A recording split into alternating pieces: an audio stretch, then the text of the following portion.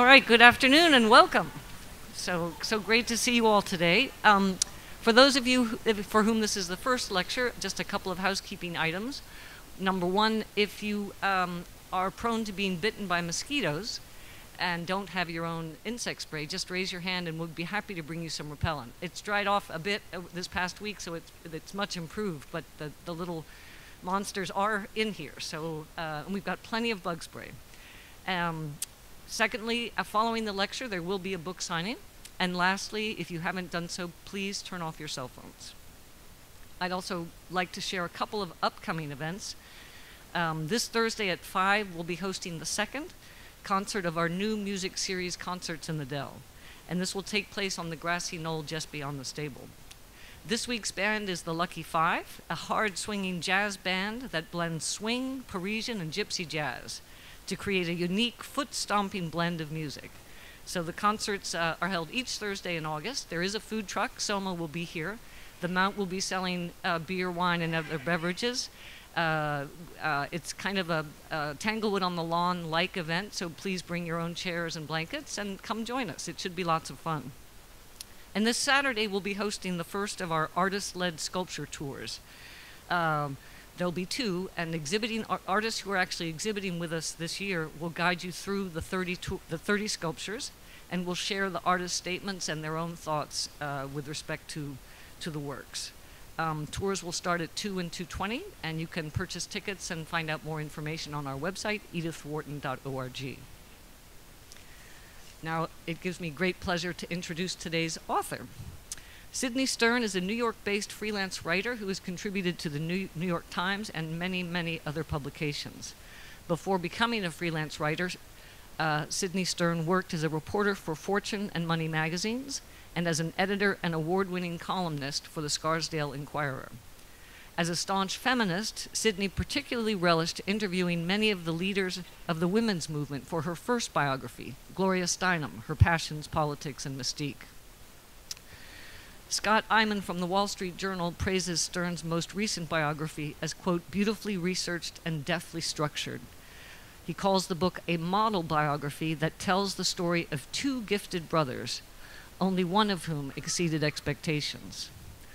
Eyman goes on to observe that, quote, underneath the surface wit and brio, the brothers Mankiewicz is a harrowing tale of a subtly lethal sibling rivalry that ultimately strangled them both.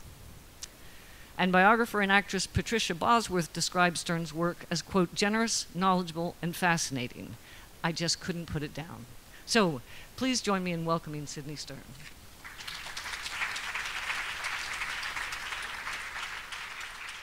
It's wonderful to be here. Thank you so much. I forgot about all those words in Scott Eyman's review, but of course it made me feel great to hear them again.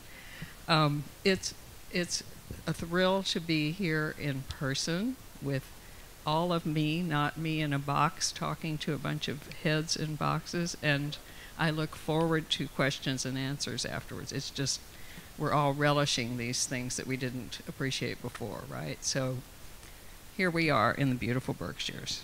Thank you so much for having me here. I'm going to, because it's a biography of two men, it covers a lot of ground. I'm going to try to give you an overview of the book, and then at the end I'll talk for a couple of minutes about Mank the movie, which was a biopic that was, the verb is actually dropped, not released. When it's online, I learned, in December of 2020, with Gary Oldman playing Herman Mankiewicz, one of my subjects. And then in our question and answer, ask me things about the movie or the book or the men's movies or whatever. So basically, the Brothers Mankiewicz is it's a dual biography, but it's two cradle-to-grave lives of Herman and Joseph L. Mankiewicz. Herman's dates are 1897 to 1953, and his brother was 1909 to 1993. So it carries us pretty much through the 20th century.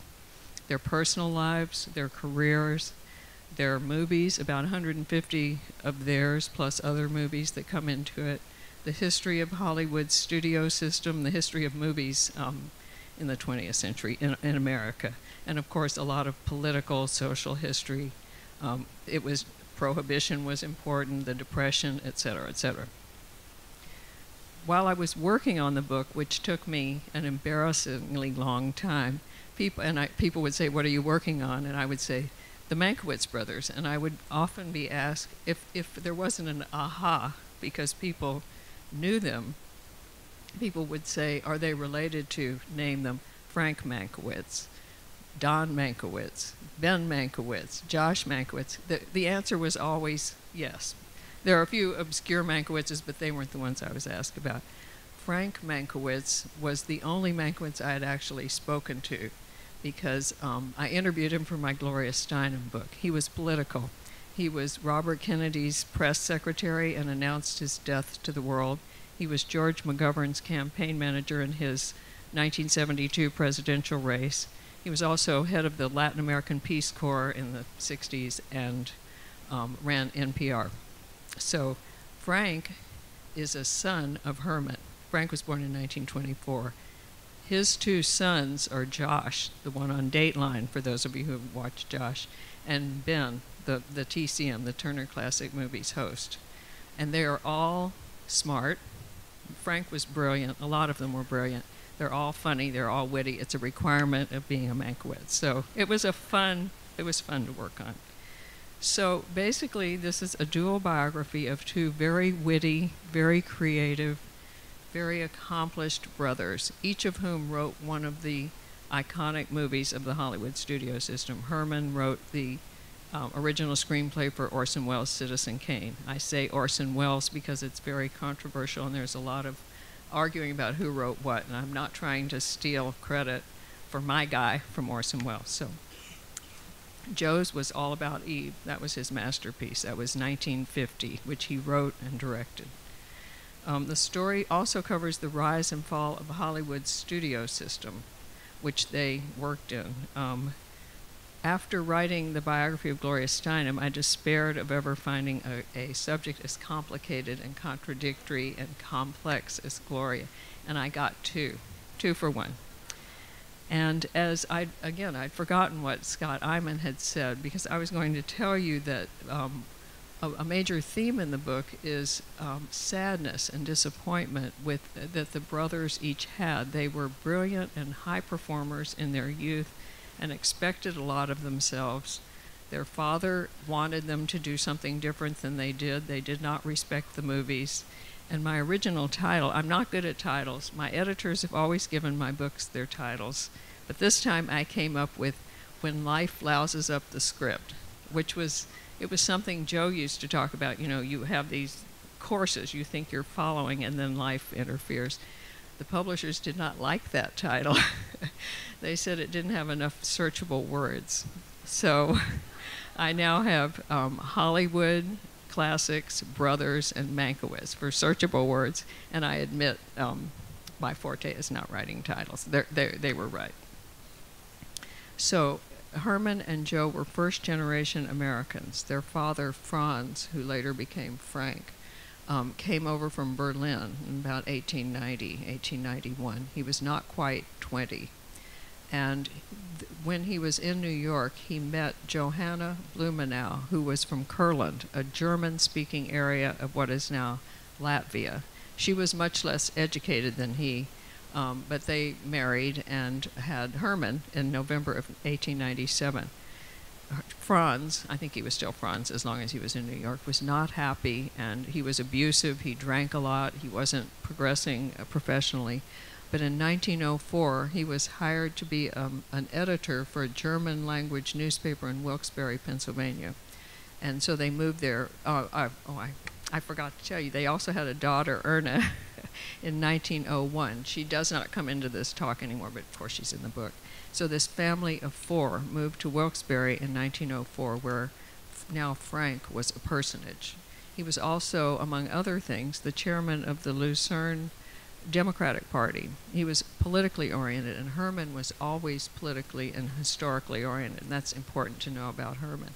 And so as a child, he had the opportunity to meet people like Williams Jennings Bryan, who came through on his campaigns, etc. To make extra money, the father also started tutoring on the side for a private school. and found that he loved teaching so much that when an opening opened at this private school, the Hillman Academy, he left journalism and started becoming a teacher. And this created in him a respect for teaching so profound that it became his vocation and his avocation, and he thought it was the highest calling a person could have, and he wanted his sons later on to follow him into this profession.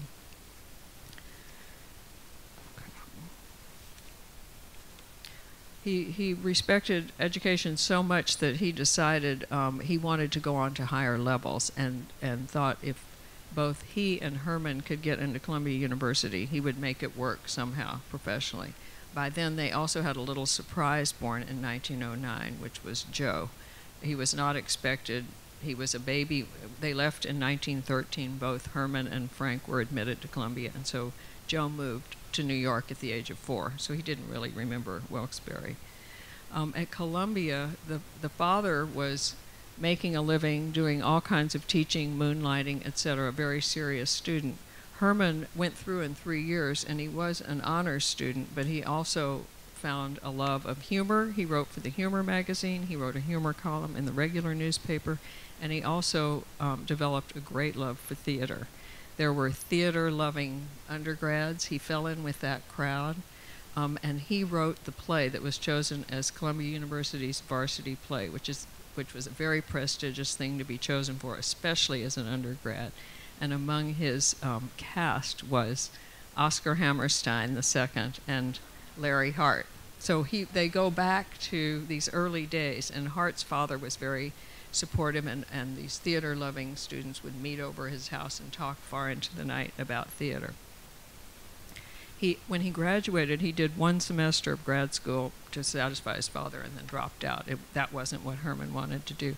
And he started working for the New York Tribune and another full-time journalism job in magazines, each unknown to the other. And then in 1918, he enlisted in the Army and went to, now obviously the United States is in World War II, and went over to France. His unit landed in November of 1918, and the armistice was declared about a week later. So he did not see combat. That was a good thing. But he did experience war-torn Europe, and of course, many casualties that they knew personally and that they knew of. And this experience developed in Herman a lifelong abhorrence for war that had political implications for him later on. He married in 1920, and from 1920 to 1922, he and his wife lived, right after they got married, they went to Berlin for 2 years, where he pieced together a bunch of journalism jobs, including sending theater items home to the New York Times, where George S. Kaufman was the theater editor of the theater section. And he expected to get a job there when he came back. That didn't happen right away, but it did happen by about 1923. When he and Sarah came back, they had 1 child, Don, who was born in 1922. And then while they were in New York in 1924, Frank was born. So Herman worked at the Times, gathering, he was a reporter and a third-string critic, and soon he wanted to be writing plays too. So he started collaborating both with Kaufman, who already was a successful playwright, but he was too insecure to leave his day job. So he continued to he was also too insecure to work by himself. He ordinarily wanted a collaborator. Herman had less than perfect work habits, but he respected Herman so much that he was collaborating with him on a play. Herman and Mark Connolly also collaborated on a play.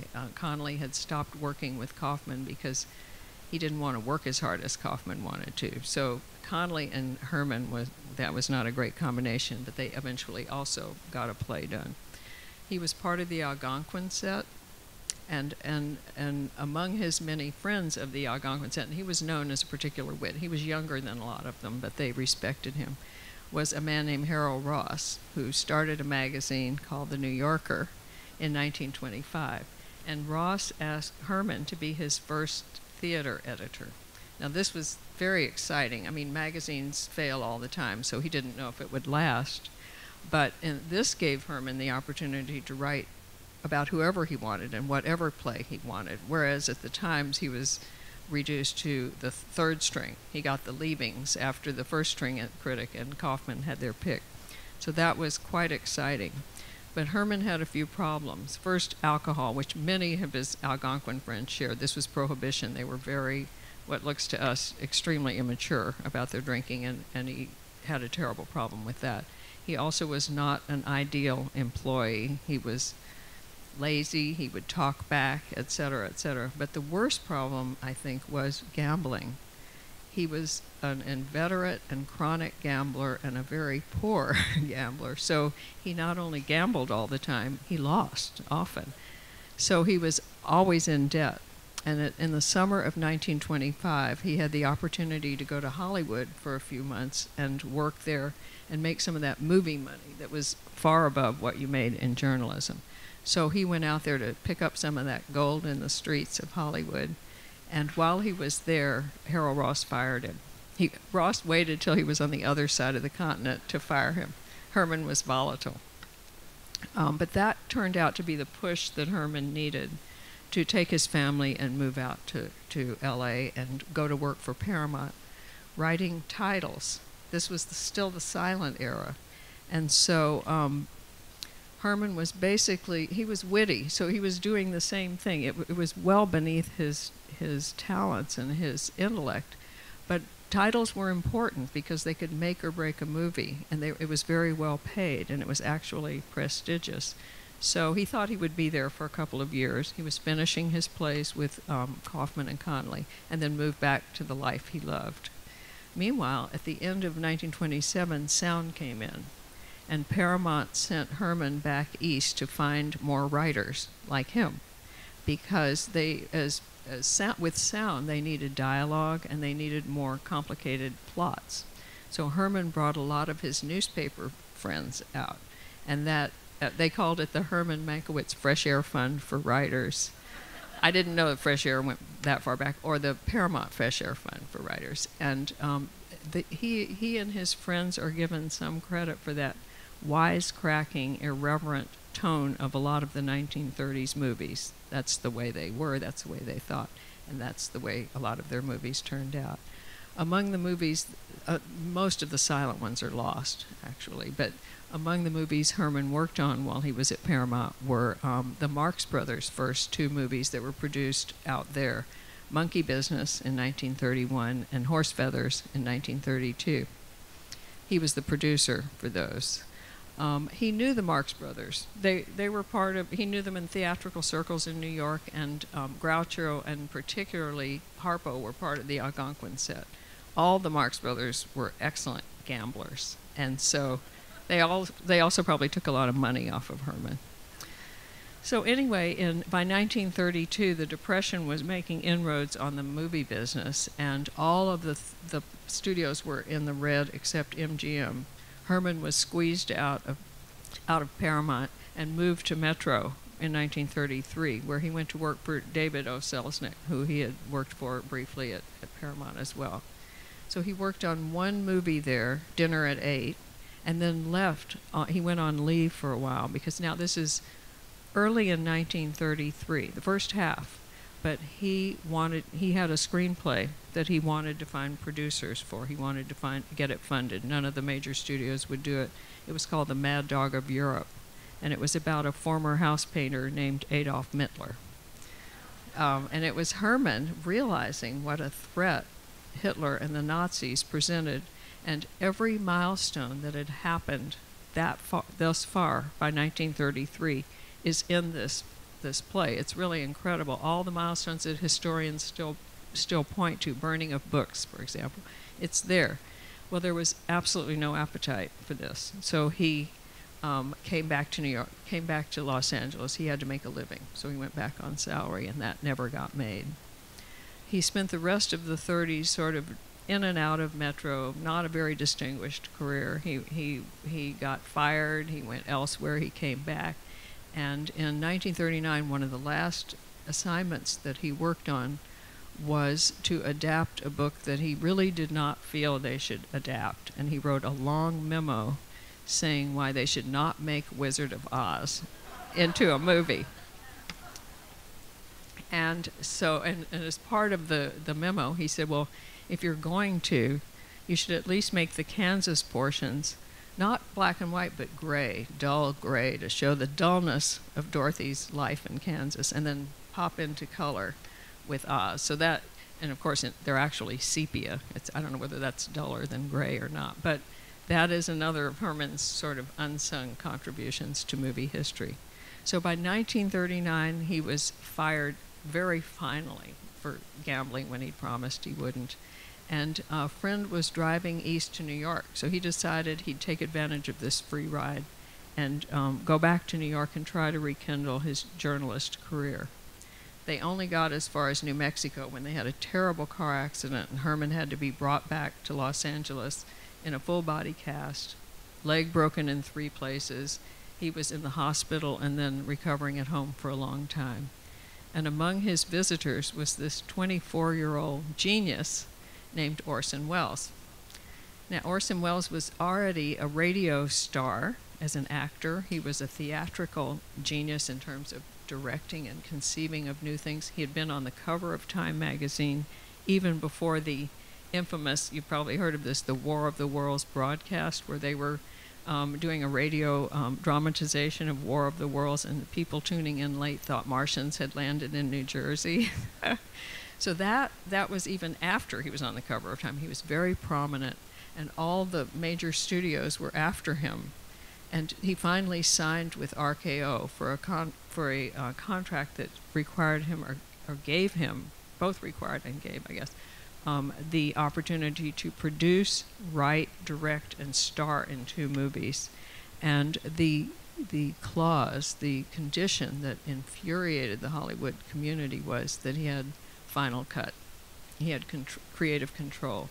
And that control was what all the creative people in the studio system had traded away for these golden handcuffs, for these unprecedented high salaries. So there was terrible resentment of Welles, this upstart who had never made a movie, getting what they had all given up. So they were shunning him. They were not kind to him. And one of the few people who was actually nice to him was Herman. So Welles would go and visit Herman both in the hospital and at home. And Welles was having trouble with his contract because he had wanted to do Joseph Conrad's Heart of Darkness, and it came in at too high an estimate. That wouldn't work. So he and Herman were kicking around what he could do to fulfill his contract. And they came up with the idea of a kaleidoscopic character portrait. And then who would they do it of? What kind of character? And then they finally zeroed in on William Randolph Hearst, who Herman knew about. Herman had been interested in Hearst from his earliest journalist career years, and had actually written a play, or started a play about Hearst when he still lived in New York, although he had not finished it. Herman also knew Hearst personally from being in the movie business, although he was not a peer of Hearst. Hearst's peer would be Louis B. Mayer, but Herman and Sarah had been guests at San Simeon and socialized with him, and Hearst even liked being around Herman because Herman was erudite and knew about politics and history and everything. But by the end of the 30s, Herman was no longer welcome at San Simeon because of his drinking, because Hearst's mistress, Marion Davies, was an alcoholic, and so he did not want Herman around her. So as they talked about it, it became clear that Herman should do the first draft of this movie that Welles was supposed to write, because Herman already knew Hearst, and he knew how to write screenplays, which Welles did not. And Welles was a good editor. So they decided Herman would write this. And the story of the creation of Citizen Kane has assumed biblical dimensions, and it's kind of true, because what happened was Herman and John Houseman, who was a longtime associate of Welles, went out into 80 miles outside of Los Angeles into the desert to a dude ranch with a nurse for Herman and a secretary for him to dictate to. And they go out into the desert, and they're there for several months to keep Herman away from alcohol. And then they come back with American, which is the 327-page first draft of Citizen Kane. So, it's very cinematic and became a movie recently. So Herman, there was a lot of resentment of Welles, needless to say, and Herman and Welles won the only Academy Award that the movie got, which was for the screenplay. And even then, when they were getting ready to assign credit, it became controversial because Herman decided he wanted credit. He had signed away that right, sort of, but he went back and wanted it. And that's a controversy that's still raging 80 years later. It affected the reception of Mank. We can talk about that later if you're interested, but it's fascinating. So that 1941 movie reinvigorated Herman's career, and he started getting offers again. And he did a few more movies in the 40s. In the 1942 Pride of the Yankees, the Gary Cooper version of the Lou Gehrig story, he got him another nomination for Best Screenplay, which he did not win. And then he went on to write a few more movies and even produce one. But his health was failing, and he died in 1953 of uremic poisoning at the age of 55. So that's Herman. Joe, again, 1909 to 1993. So he was almost 12 years younger than Herman. Herman was not just an adored, older, glamorous brother. He was also a father figure to Joe. And when Joe graduated from Columbia, which he did at a very young age as well, the father again wanted him to become an educator, and Joe had no interest. He wanted to follow his brother to Hollywood, and it was just quite exciting. So Herman brought him out there. He was 19 when he came. This is 1929. He was not quite 20. And he had stars in his eyes. And he worked very hard, unlike Herman. And he was put to work, even though it's 29, and sound has come in. The theaters were not all equipped to handle sound movies yet, so the studios were still producing sound and silent versions of the movie. So Joe was started out title writing. Herman had moved on mostly to dialogue and screenplays. But Joe was a go-getter, and he quickly worked his way out of titles and into screenplays.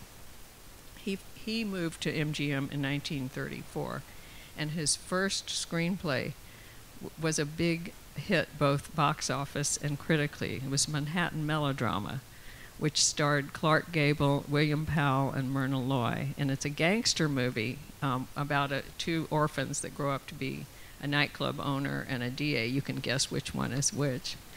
And it actually starts out, the first time I saw it, they start out as children, and there's a flood, and they're orphaned. And I'm looking at the children. One of the children's Mickey Rooney. So it was, oh, goodness. I think he's Clark Gable as a child, but I can't remember. Anyway, Manhattan Melodrama also went into the history books because it turned out to be Public Enemy #1, John Dillinger's favorite movie. And so, acting on a tip-off, the FBI shot Dillinger when he came out of his second or third viewing of Manhattan Melodrama. So Joe then went on to write more hits for MGM, and he summoned up the courage to go to Louis B. Mayer and ask if he could be permitted to direct the movies that he had written, so that the vision he had on the paper would be translated into the vision on the screen, which screenwriters then and forevermore have been complaining about. You conceive of it one way, and it's totally different on the screen after the director's gotten through with it. And Mayer said to him, "You need to learn to crawl before you can walk," and made him a producer. And at MGM, producers were very prestigious. It was a very high-ranking job, but it was not what Joe wanted to do. And he would always tell that story and say it was the best description of a producer he had ever heard. So he spent the next few years as a producer, and he hated being a producer. But he was very good at it. First of all, both he and Herman always thought of themselves as writers. And Joe did contribute to the movies that he produced, but he couldn't have credit for it. That was a rule. Producers couldn't get credit. And even when he hired writers, well, he always used writers, but even when he had writers doing the revising, he'd keep them at it till it was his vision. So he was creative, but that's not what he wanted to be, and it's not what he wanted to do. If he had produced nothing but the Philadelphia Story, that would have justified his producing career. That was 1940 with Katharine Hepburn, James Stewart, and Cary Grant. And the following year, he produced Woman of the Year, which was Katharine Hepburn and Spencer Tracy's first movie together. And Joe introduced them. Katharine Hepburn had asked for Spencer Tracy for that movie, but she didn't know him. And Joe and Spencer Tracy were very good friends. In fact, Tracy was the godfather of one of Joe's sons. So they're on the MGM lot, and Katharine Hepburn has on platform shoes, which she liked to wear to be tall and intimidate people. And so they run into them, and Joe introduces Hepburn to Tracy, and she says, "Mr. Tracy, I think you're a little bit short for me." And Joe says, "Don't worry, he'll cut you down to size." So I think that that's the plot of all their movies together, right? Taming of the Shrew. So that was his claim to fame. Joe did not have problems with alcohol. He did have a problem for a while with gambling and with spending too much on boats when he was a producer and very unhappy, but he got those under control. Joe's main vice was philandering. Joe was married 3 times, and almost his entire adult life, he was also always involved in affairs with actresses, stars, including Joan Crawford, Judy Garland, later Linda Darnell, Jean Tierney, and so forth. And it was the affair with Judy Garland that ended up pushing him out of MGM in 1943. Now he's 34. And he lands at 20th Century Fox, where he is fortuitous because Darryl F. Zanuck was the best boss Joe could have had. Zanuck had been a screenwriter. He knew what was good and what was important and what moved. And Joe was always a man of many, many, many words. And they were very often very witty words, but there were too many of them. And Zanuck was very good at tightening his screenplays. He was a star going over there, however, and he had a contract that he could produce, direct, write, different combinations of that.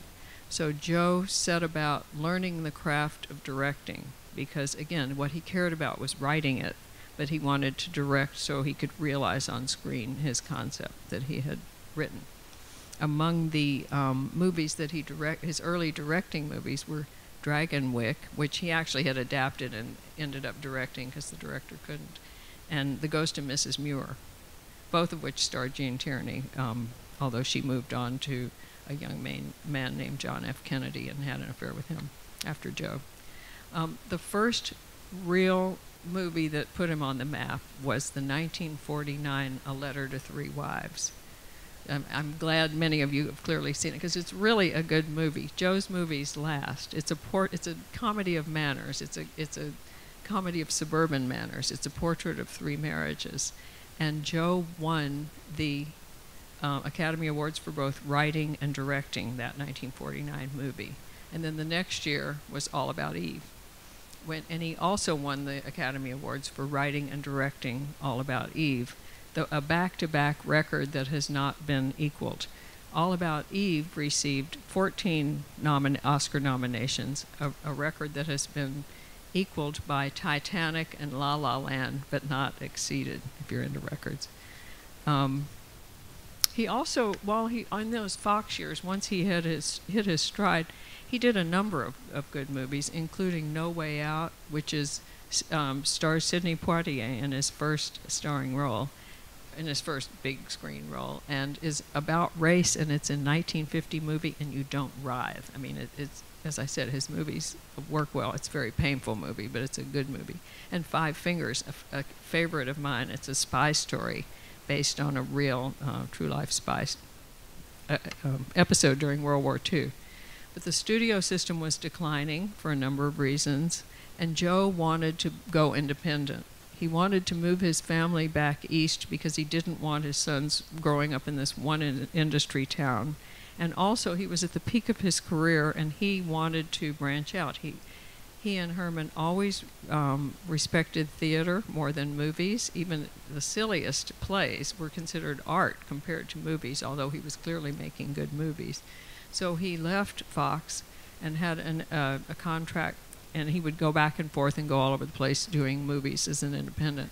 The first movie he did as an independent was Julius Caesar with John Gielgud as Cassius, and Marlon Brando as Mark Antony, which at the time was scandalizing people because Brando had just hit it big from Streetcar Named Desire. So they thought he would mumble everything. And then he did the only movie that he ever wrote a completely original screenplay, not adapted from something, which was Barefoot Contessa with Ava Gardner and Humphrey Bogart.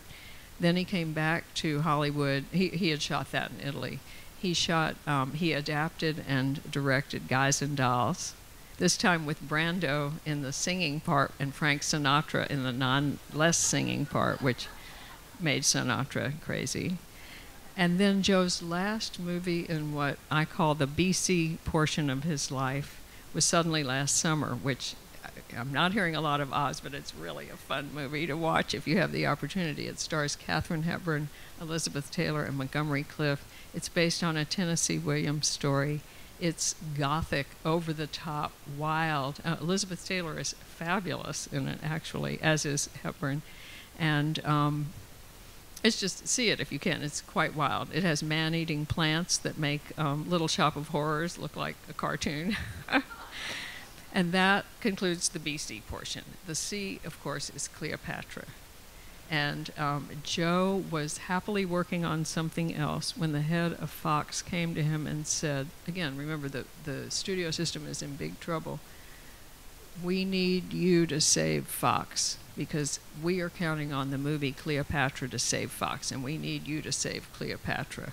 And that is not a Joe Mankiewicz kind of movie, a spectacle movie. He was all about dialogue and wit and ideas and everything.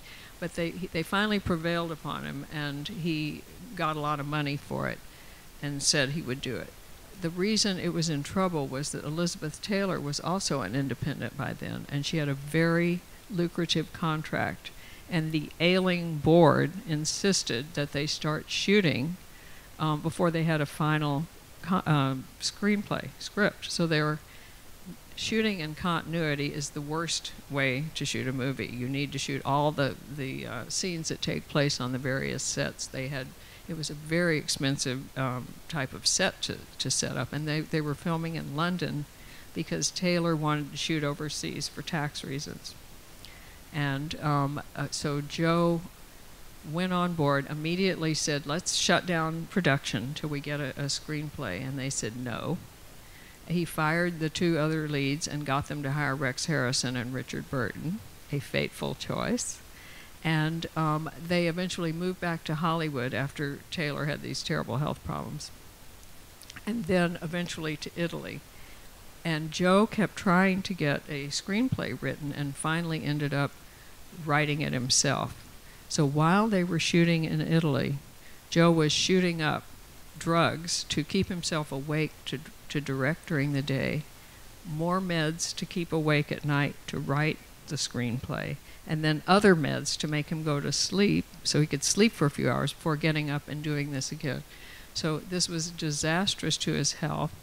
The big romance sprang out of while they were shooting. Of course, Elizabeth Taylor was married to Eddie Fisher and Richard Burton was married to Sybil Burton. So it was a huge scandal and they were running all over Europe. It was the beginning of Liz and Dick. And so Fox executives were furious and beside themselves, not realizing this was going to be great for sales. But then what happened was Fox was in so much trouble that they brought back Zanuck, who had left the company, and Zanuck took over Cleopatra. And what he did was publicly fire Joe, publicly with the press conference, blaming him for the overruns, blaming him for filming in continuity, and taking over the cutting himself. Joe was humiliated and furious both by the injustice of it and the humiliation of being fired and of the final movie that resulted, because he hated what Zanuck did to it. So he would have preferred to have his name off of it. He was just horrified. He was also a broken man in terms of his health after all these meds. And so he went on, this was 1963, He went on to make 3 films, the last of which was Sleuth in 1972 with Laurence Olivier and Michael Caine. But he was a broken man, and for the next 20 years, because he didn't die till 1993, he was 63 when he made Sleuth. Projects continued to pour into him. He kept trying to work, but he suffered from terrible writer's block, terrible depression, and a lot of health problems after this debacle that was Cleopatra. So that's the arc of Joe's life, and that's all I'm going to say about the book. And I hope you'll ask me different questions. I'll say a few words about Mank. I think very fast. I'm mainly asked. This is Gary Oldman starred as Herman. It's the present of Mank, the movie, is Herman in the desert writing Citizen Kane. It flashes back to different parts. And so I'm usually asked 4 different questions, the 4 main questions of this. Did they use my book? Well, no and yes. I had been working on the book. I started about 10 years before it came out. And I heard that David Fincher was interested in making a movie about Herman. I didn't realize what it was about, making Citizen Kane. So I kept hoping they would option my book before it came out, and I would get some of that Hollywood money, which did not happen. But when the book came out, I know cast members used it, and there are a couple of moments in the book, because the screenplay was written by Fincher's father, who died before the movie could be made. Fincher wanted to make it in black and white, so it took a long time to get a producer. Netflix finally stepped up. So by that time, Fincher hired Eric Roth, a very prominent screenwriter who wrote, among other things, Forrest Gump, to, as he described it, tweak it. And there's a couple of things in the movie I know came from my book, because he couldn't have gotten them anywhere else. I don't know if Fincher knows that. And I did interview him for a piece I wrote, and I didn't have the nerve to ask, did you know that parts of my book are in your movie? He said, how'd I do? So that was totally disarming. Is it accurate? Yes, it's very accurate. It's not it's a biopic, not a documentary, but Fincher cared very much about accuracy.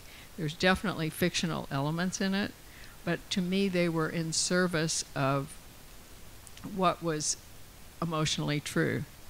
And did I like it? Well, there's no less disinterested audience member of that movie than I. I lived with these people in my head for 10 years.